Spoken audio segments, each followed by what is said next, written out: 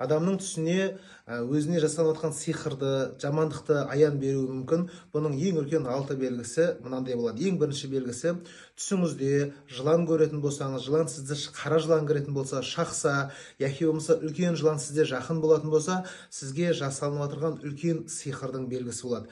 Екіншісі, түсіңізге әжетхана кірсе, бір нәжас кірсеңіз, үстіңізге нәжас төгілетін болса, денеңізге жағылатын болса, бұл да бір сиқырдың екінші белгісі екен.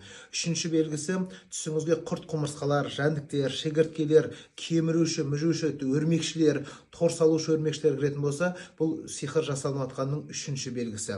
Ал төртінші белгісі, түсіңізде біреу сізді қуалап жүретін болса, ер кісілер, қара адамдар қуалап жүретін болса, бұл төртінші белгісі. Ал бесінші белгісі, биіктіктен құлап кетсеңіз, түсіңізде шошынып қайта-қайта ояна берсеңіз, айқайлап түсіңізден шошынып оянсаңыз, міне бұл бесінші белгісі мүмкін.